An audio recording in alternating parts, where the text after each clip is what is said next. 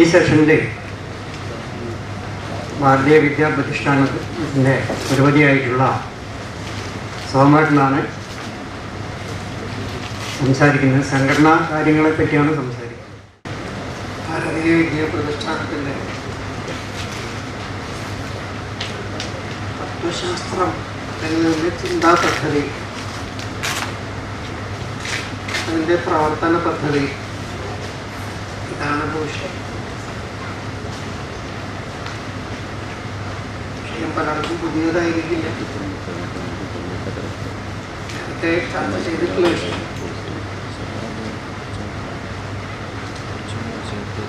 ആത്മവിജ്ഞാനത്തെ നമ്മൾ എങ്ങനെയാണ് നോക്കിക്കാണേണ്ടത്, അതെങ്ങനെയാണ് ജീവിതത്തിൽ പ്രയോഗിക്കേണ്ടത്, അതിനെ എങ്ങനെയാണ് മാലിന്യങ്ങളെ നീക്കി ശുദ്ധി ചെയ്ത് ശരിയായ അർത്ഥത്തിൽ മനസ്സിലാക്കി ഇതിനെ സംബന്ധിക്കുന്നതാണ് ഈ തത്വശാസ്ത്രം. അതിനുവേണ്ടി ഒരു സംഘടന ഉണ്ടാക്കുമ്പോൾ ആ സംഘടനയുടെ പ്രവർത്തന പദ്ധതി എന്നാണ്, അതിൻ്റെ മെത്തഡോളജി എന്നാണ്. സംഘടനാ പ്രവർത്തനം ചിന്തിക്കുമ്പോൾ അതിനെ നമുക്ക് ഒരു പക്ഷിയുടെ പറക്കലിനോട് ഉപമിക്കാം. സംഘടനാ പ്രവർത്തനത്തിൻ്റെ ഒരു രൂപകം, മെറ്റഫർ, ദൃഷ്ടാന്തം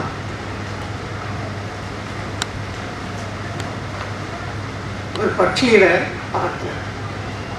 പക്ഷിക്ക് പറക്കാൻ 3 അവയവങ്ങളിലാണ്, 3 കരണങ്ങൾ ഉപയോഗിച്ചിട്ടാണ് പക്ഷി പറക്കുന്നത്. ഇതിൻ്റെ 2 ചിറകുകൾ, പിന്നെ ഇതിൻ്റെ വാൽ. ഒരു ചിറകിൻ്റെ പക്ഷി പറക്കാൻ സാധിക്കും, 2 ചിറകുകളുണ്ടാകും. പക്ഷിയുടെ എയറോഡൈനാമിക്സ് മുഴുവനും ഇതിനെ ആശ്രയിച്ചാണ് ഉണ്ടാകുന്നത്. ഇതുപോലെ സംഘടനയ്ക്ക് 2 ചിറകുണ്ടാകും. അതിൻ്റെ ഒരു ചിറകാണ് അതിൻ്റെ തത്വശാസ്ത്രം അല്ലെങ്കിൽ ചിന്താ പദ്ധതി, അതിൻ്റെ ഐഡിയോളജി. മറ്റേ ചിറക് അതിൻ്റെ പ്രവർത്തന പദ്ധതിയാണ്, മെത്തഡോളജി. ഇതിന് 2നും സ്വയം പ്രവർത്തിക്കാൻ കഴിയില്ല. ഇത് തന്നെത്താൻ നിർവഹിക്കുന്നതല്ല, സെൽഫ് ഇംപ്ലിമെന്റിങ് അല്ല. സ്വയം നിർവഹിക്കാത്തതാണ് തത്വശാസ്ത്രം, സ്വയം നിർവഹിക്കാത്തതാണ് പ്രവർത്തന പദ്ധതി. ഈ 2ന്റെയും നിർവഹണത്തിന് മൂന്നാമതൊരു ശക്തി ഉണ്ടാവണം. പക്ഷികൾക്ക് പറക്കാനും മൂന്നാമതൊന്നും ഉണ്ടാവണം, അതിൻ്റെ വാലാണ്. ഈ വാലാണ് അതിൻ്റെ ഗതി മുഴുവൻ നിയന്ത്രിക്കുന്നത്.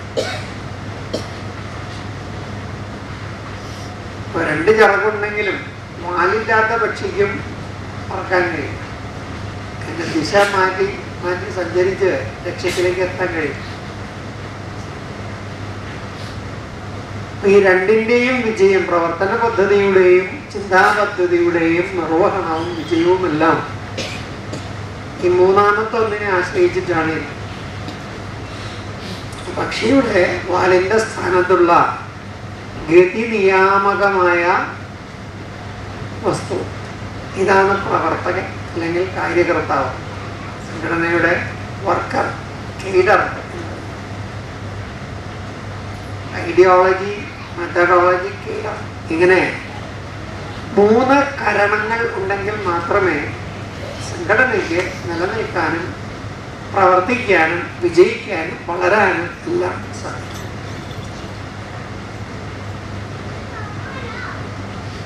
ഈ വിചാര പദ്ധതി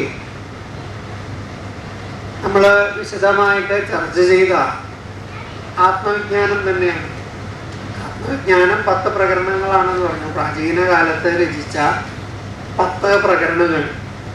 ആ 10 പ്രകരണങ്ങളിൽ ഇപ്പോൾ ലഭ്യമായ 8 എണ്ണത്തെയാണ് നമ്മൾ ശുദ്ധി ചെയ്ത് ക്രോഡീകരിച്ച് മലയാളത്തിൽ വ്യാഖ്യാനിച്ച് ഹിന്ദിയിൽ പ്രസിദ്ധീകരിച്ചു. കഴിഞ്ഞതിന് മുമ്പത്തെ ലക്കത്തിൽ 8 പ്രകരണങ്ങളാണ്. അതിനുശേഷം കഴിഞ്ഞ ലക്കം മുതൽ ഇപ്പോൾ ഇറങ്ങുന്ന ലക്കം അവസാനത്തെ ലക്കം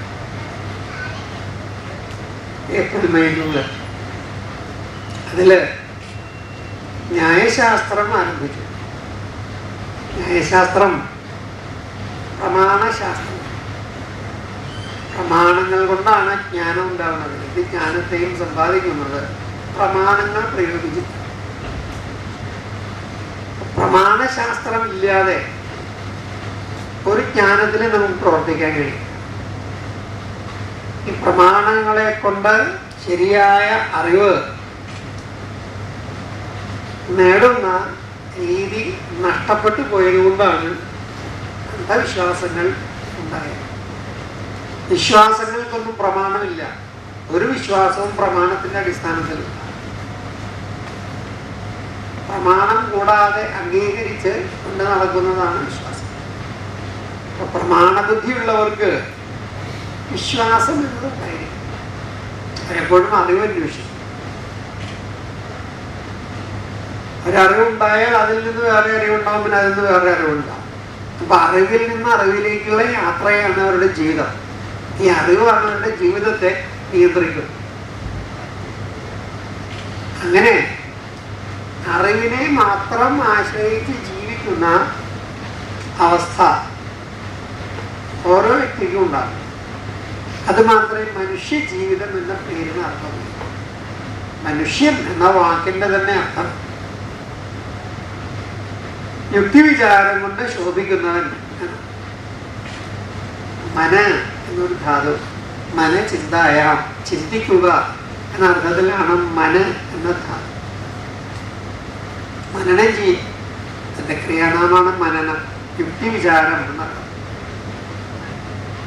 പിന്നെ ഉഷ എന്നൊരു ധാതു, ഉഷദീപ്തവും, ശോഭിക്കുക എന്ന അർത്ഥത്തില് ഉഷ എന്ന ധാതു. 2 ധാതുവിൽ നിന്നുകൂടിയാണ് മനുഷ്യ എന്ന പദമുണ്ടായത്. മനനം കൊണ്ട് ശോഭിക്കുന്നവൻ, യുക്തിവിചാരം കൊണ്ട് ശോഭിക്കുന്നവൻ എന്ന അർത്ഥത്തിലാണ് മനുഷ്യൻ എന്ന പേരുണ്ടായത്. യുക്തിവിചാരം കൊണ്ട് ശോഭിക്കാത്ത ആർക്കും ആ പേരിന് അർഹതയില്ല. എന്താ പേര് പറയാൻ മാത്രമേ ആ പേരിന് അർത്ഥമില്ല. അർത്ഥം ഉണ്ടാവുന്നത് നമ്മൾ മനനം ചെയ്യുമ്പോൾ മാത്രം. വേറെ എന്തുണ്ടായാലും അത് മനുഷ്യന്റെ ലക്ഷണമാകുന്നില്ല. എന്തില്ലെങ്കിലും ഈ ഒന്നുണ്ടെങ്കിൽ മനുഷ്യനാവുകയും ചെയ്യും. മനുഷ്യനെ നിർവചിക്കുന്നത് മനനം കൊണ്ട് ശോഭിക്കുന്നവൻ മനുഷ്യൻ. ഈ നിർവചന പ്രകാരമുള്ള മനുഷ്യരായിട്ട് നമുക്ക് മാറാൻ കഴിയണം. മറ്റുള്ളവരെ മാറ്റണം. എല്ലാ മനുഷ്യരും ഇങ്ങനെ യഥാർത്ഥ മനുഷ്യരാണ്. അപ്പൊ മനുഷ്യത്വം എന്ന് പറയുന്നത് ഈ മനനശീലത. അതെങ്ങനെ ഉണ്ടാക്കാൻ കഴിയും? അത് നഷ്ടപ്പെട്ടു പോയ ശീലമാണ്. പഴയ കാലത്ത് ഉണ്ടായിരുന്നത് കൊണ്ടാണ് ജ്ഞാനം ഉണ്ടായത്. അല്ലെങ്കിൽ നമ്മൾ ഈ പറയുന്ന പ്രാചീന വിജ്ഞാനം എന്നതുണ്ടാവില്ലേ? സത്യാന്വേഷണം, യുക്തിവിചാരം, ഇതെല്ലാം പണ്ട് നമുക്കൊരു സമൂഹം എന്ന നിലയ്ക്ക് ഉണ്ടായിരുന്നതാണ്. അത് നഷ്ടപ്പെട്ടു. ഇപ്പൊ പണ്ടുണ്ടായിരുന്നു എന്ന് പറഞ്ഞ് അഭിമാനിച്ചതാണ്. വാസ്തവത്തിൽ പണ്ടുണ്ടായിരുന്നു എന്ന് പറയാൻ ലജ്ജിക്കുകയല്ലേ വേണ്ടത്?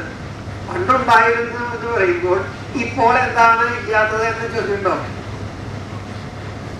ഇതിനാരുത്തരം പറയണം. പണ്ടുണ്ടായിരുന്നു എന്ന് അഭിമാനിച്ച് നടക്കുന്നവർ ഇതിന് സമാധാനം പറയണം. ഇപ്പൊ എന്തുകൊണ്ടാണ് ഇല്ലാത്തത്? ഉണ്ടായിരുന്നത് നശിപ്പിച്ചു കളഞ്ഞു, അത് നഷ്ടപ്പെടുത്തി, അതുകൊണ്ടാണ് ഇപ്പൊ ഇല്ലാത്തത്. അപ്പൊ പണ്ടുണ്ടായിരുന്നു എന്ന് അഭിമാനിക്കുകയല്ല, നമ്മൾ പിന്നീട് അതിനെ നഷ്ടപ്പെടുത്തി ദുഃഖിക്കുകയും ലജ്ജിക്കുകയുമാണ് നമ്മൾ വാസ്തവത്തിൽ.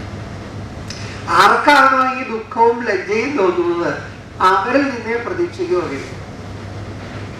ഈ പഴയതിൽ അഭിമാനിച്ച് നടക്കുന്ന ആളിന് ഒരു പ്രതീക്ഷിക്കും വകയില്ല. അത് ഹോപ്പ്ലെസ് ലോട്ടാണ്. അവരുടെ മനസ്സ് വികൃതമാണ്. എങ്ങനെ ഈ പണ്ടുണ്ടായിരുന്നു അഭിമാനിക്കില്ലായിരുന്നു. നഷ്ടപ്പെട്ടത് ദുഃഖിക്കുകയാണ്. ദുഃഖം കാണാനുമില്ല. എടുത്ത് വല്ലതും ഉണ്ടെങ്കിൽ അതൊക്കെ ഇവിടെ നിർന്നു വരണം. യൂറോപ്പിലെ വിജ്ഞാനം മുഴുവനും ഭാരതത്തിൽ നിന്ന് കണ്ടുകൊണ്ടുപോയതാന്ന് പറഞ്ഞു. എന്താ കണ്ടുകൊണ്ടുപോയി ചോദിച്ചു ഉത്തരവില്ല. എന്താന്നൊന്നും അറിഞ്ഞിട്ടല്ല, കണ്ടുകൊണ്ടുപോയി ഇങ്ങനെ പറഞ്ഞ് ശീലിച്ചു. അതും ഒരു ശീലമാണ്, അതും ഒരു വിശ്വാസമാണ്. സയൻസ് എങ്ങനെ കണ്ടുകൊണ്ടുപോയി? അപ്പൊ ഗ്രന്ഥങ്ങൾ എടുത്തുകൊണ്ടുപോയി. ഇങ്ങനത്തെ ഗ്രന്ഥത്തിൽ ഉണ്ടായിരുന്ന കണ്ടുകൊണ്ടുപോയി വിചാരിക്കാൻ പോയിട്ടുണ്ടാകും. അതിൽ എന്ത് വിജ്ഞാനമാണ് ഉണ്ടായിരുന്നത്? ആധുനിക വിജ്ഞാനത്തിന്റെ, ആധുനിക സാങ്കേതിക വിദ്യയുടെ എന്തെങ്കിലും അംശം ഈ ഗ്രന്ഥത്തിൽ ഉണ്ടായിരുന്നു?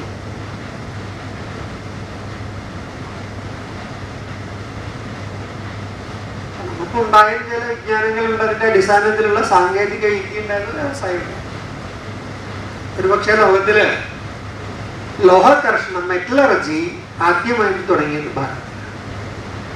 അത്രയും പ്രാചീനമായിട്ടുള്ള വ്യവസായശാലകളുടെ അവശിഷ്ടങ്ങൾ കണ്ടെത്തുന്നത്. ഇത് ആർക്കിയോളജിക്കൽ എവിഡൻസ് വെച്ചിട്ട് പറയാം, ഇത് ആരും പറഞ്ഞു പറഞ്ഞിരിക്കുന്നില്ല. ഇരുമ്പ് അതിനെ കുടിച്ചെടുക്കാനും ഉൾക്കാനും ശുദ്ധി ചെയ്യാനും ഇരുമ്പുണ്ടാക്കി ഇരുമ്പ് കൊണ്ട് പണി ആയുധങ്ങൾ ഉണ്ടാക്കുന്നതല്ല, കെട്ടിടത്തിന്റെ ഭാഗങ്ങൾ പോലും ഉണ്ടാക്കുന്നതല്ല. ഈ ഇരുമ്പ് പോലത്തെ ലോഹങ്ങളിൽ നിന്ന് തുരുമ്പ് പിടിക്കാത്ത അലായി ലോഹ കൂട്ടുകൾ ഉണ്ടാക്കുന്ന രീതി. ഇതൊക്കെ വാസ്തവത്തിൽ വളരെ വിലപിടിപ്പുള്ള വൈജ്ഞാനിക നേട്ടങ്ങളാണ്. അതിനപ്പം തന്നെ കർമ്മം മാറ്റിയിരുന്നു. ടെക്നോളജി ഉണ്ടായിരുന്നു, ഉപകരണങ്ങൾ ഉണ്ടാക്കിയിരുന്നു. ഇതുപയോഗിച്ചാണ് നമ്മൾ പ്രവൃത്തി ചെയ്ത് ജീവിച്ചിരുന്നത്.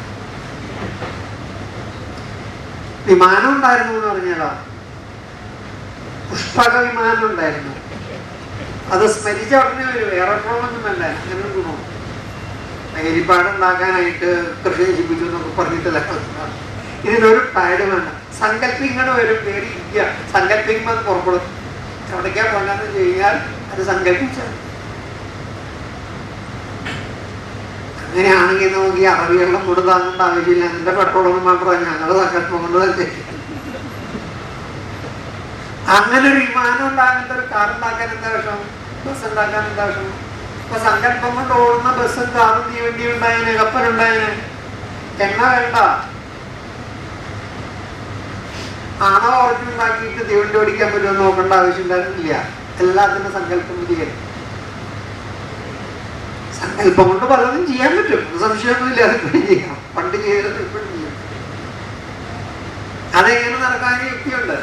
ആരെയും പറഞ്ഞ് ബോധിപ്പിക്കാം, സങ്കല്പിച്ചാൽ ചിലതൊക്കെ നടക്കും. പക്ഷെ തീവണ്ടി ഓടിക്കാൻ പറ്റുമോ? വിമാനം പറപ്പിക്കാൻ പറ്റുമോ? ഇതൊക്കെയാണ് പഴയ കാലത്ത് നമ്മുടെ ടെക്നോളജി എന്ന് പറഞ്ഞു. നമുക്ക് അസ്ട്രോണമി ഉണ്ടായിരുന്നു. അത്ഭുതകരമായ വിധത്തിൽ വികാസം പ്രാപിച്ച അസ്ട്രോണമി, ഖഗോള വിജ്ഞാനം ഉണ്ടായിരുന്നു. അതിന് തക്കതായ ഗണിതം ഉണ്ടായിരുന്നു. ഇപ്പൊ നമ്മളെല്ലാവരും പഠിക്കുന്ന ഡിഫറൻഷ്യൽ കാൽക്കുലസ്, ശകലക ഗണിതം. കൂടാണ്ട് ഈ ഖഗോള വിജ്ഞാനത്തിലെ കണക്കും ചെയ്യാൻ പറ്റും. സാധാരണ അംഗഗണിതം കൊണ്ട്, ബീജഗണിതം കൊണ്ടും ചെയ്യാവുന്നതാണ്. ഉണ്ടായിരുന്നു. ഗണിതത്തിൽ ഏറ്റവും മുന്നിരുന്ന രാജ്യം ഭാരതം. ആൾജിബ്ര, ബീജഗണിതം, calculus, trigonometry, geometry, vector analysis. ഇത് 5 ഇപ്പോഴും നമ്മൾ പഠിക്കുന്നത്. മാത്തമാറ്റിക്സ്. ഞാൻ BSc പഠിക്കുന്ന സമയത്താണ് മാത്തമാറ്റിക്സ് മെയിന് പോലും, ഞാൻ സബ്സിഡിയറി മാത്തമാറ്റിക്സ് മെയിന് പോലും വെക്ടർ അനാലിസിസ് ആരംഭിക്കുന്നത് 66. അതിന് മുമ്പ് കേരളത്തിൽ വിഷയത്തിൽ വെക്ടർ അനാലിസിസ് വിഷയമില്ല. ഞങ്ങളുടെ പ്രൊഫസറാണ് എടുത്തത്. അദ്ദേഹം പറഞ്ഞു, അവർ പറഞ്ഞു സ്ത്രീയാണ്. ഞാൻ പഠിച്ചിട്ടാണ് പഠിപ്പിക്കുന്നത്. ഇത് ഇതുവരെ ഉണ്ടായിരുന്നില്ല നമ്മുടെ വിദ്യാഭ്യാസത്തിൽ വെക്ടർ അനാലിസിസ്. ഈ വെക്ടർ അനാലിസിസ് നമുക്ക് പ്രാചീന ഗ്രന്ഥങ്ങളിലുണ്ട്. ആ ഗ്രന്ഥങ്ങൾ ആരും എടുത്തൊന്നും പോയില്ല, ഇവിടെ തന്നെ ഉണ്ട്. ആ ഉള്ളതാരും തുറന്നു നോക്കില്ല. കൊണ്ടുപോയതിനെ പറ്റി കരയല്ലാണ്ട് ഈ ഉള്ളതൊന്നും എടുത്ത് സന്തോഷമായിട്ട് വായിച്ചു നോക്കുക. നമുക്ക് എന്തൊക്കെ ഉണ്ടായിരുന്ന കഴിയില്ല. അതൊരു തരം മനോവൈകൃതമാണ് ഈ ഉണ്ടായിരുന്നു. ഇതാണ് ഒരു ജനത ചെയ്യേണ്ടത്.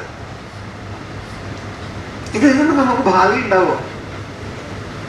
എന്താണ് ശരിക്കും ഉണ്ടായിരുന്നത്, എന്താണ് ഇല്ലാത്തത് ഉണ്ട് എന്ന് കള്ളം പറഞ്ഞു വരത്തിരിക്കുന്നത്, ഇത് തിരിച്ചറിയണ്ടേ? അവിടെയും ഈ മിഥ്യയിൽ അധീരിക്കുള്ള പ്രയാണം ഉണ്ടാവുമല്ലോ. ഇല്ലാത്തതുണ്ടെന്ന് പറയാണ്ടിരിക്കുക, ഉള്ളത് എന്താണെന്ന് യഥാതഥമായിട്ട് പഠിക്കുക, വസ്തുനിഷ്ഠമായിട്ട് പഠിക്കുക, അത് പ്രചരിപ്പിക്കുക. ഇതുണ്ടായിരുന്നു. രാമായണത്തിനെ പറ്റി റിസർച്ച് നടത്തി. ജനകേന്ദ്രത്തിന്റെ യൂണിറ്റിന്റെ പ്രസിഡന്റായിരുന്നാണ് അദ്ദേഹം. റിസർച്ചിൽ പറയുന്നത് ഈ യാത്രകൾ മുഴുവൻ പേരിലേ ഉണ്ടായിട്ടുള്ളൂ, ആരും ഒരു വിമാനം ഉണ്ടാക്കിയിട്ടില്ല. വിമാനം എന്ന് പറഞ്ഞിരുന്നത് വ്യോമയാനത്തിനെ അല്ല, അത് തച്ചുശാസ്ത്രത്തിലെ ഒരു സാങ്കേതിക പദമാണ്. തച്ചുശാസ്ത്രപരമായ അർത്ഥമില്ല.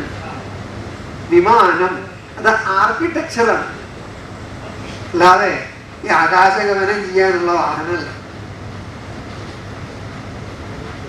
അതാണ് വിമാനം. അതിപ്പോഴുണ്ട്. ആർക്കിടെക്ചർ നമ്മൾ ഒരുപാട് മുന്നോട്ട് പോയി, ധാരാളം ഗ്രന്ഥങ്ങളുണ്ട് ആർക്കിടെക്ചർ.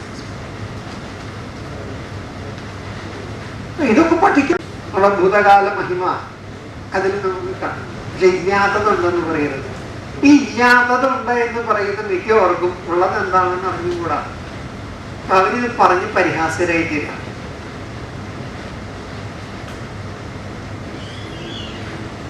അപ്പൊ കഥകളും ചരിത്രവും തിരിച്ചറിയാൻ പറ്റാത്ത നില അവിടെയും ഉണ്ടാക്കി.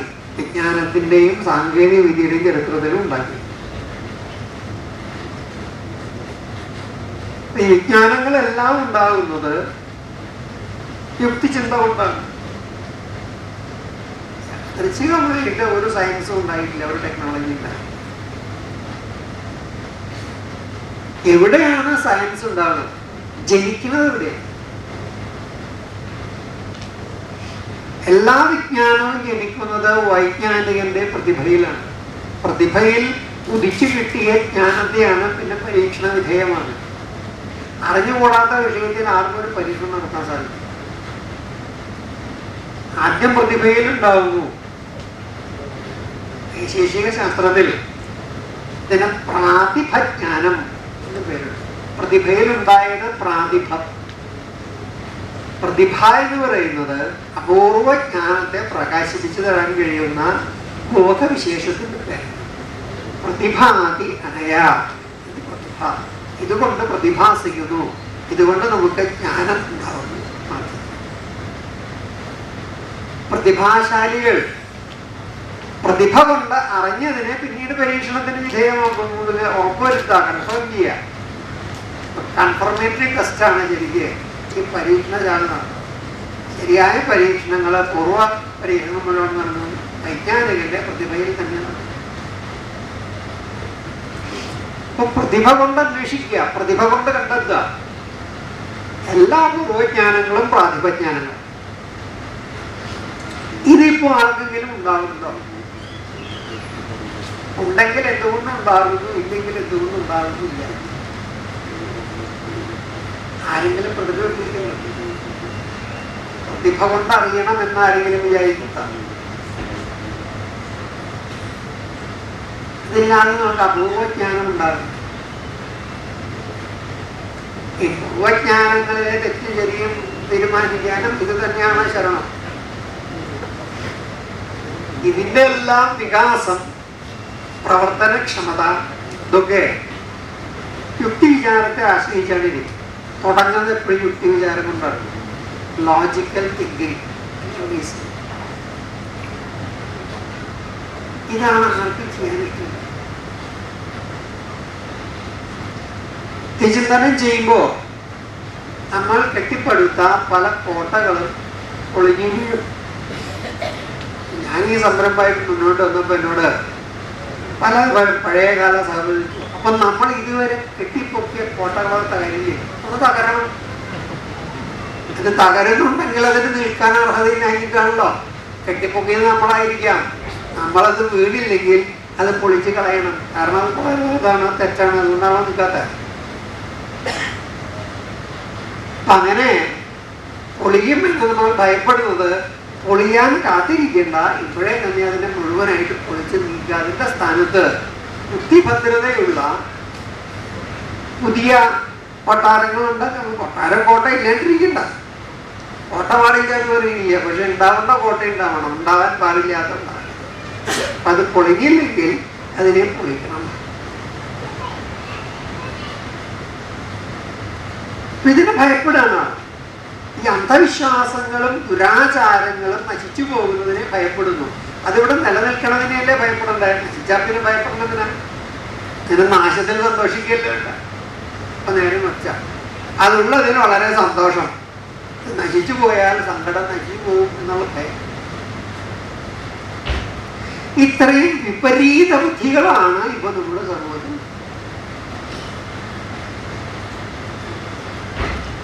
ഈ ബൗദ്ധികമായ ധൈഷണികമായ ഈ വികൃതി, പർവർഷൻ, ഇതിന് പരിഹാരം ഉണ്ടാകും.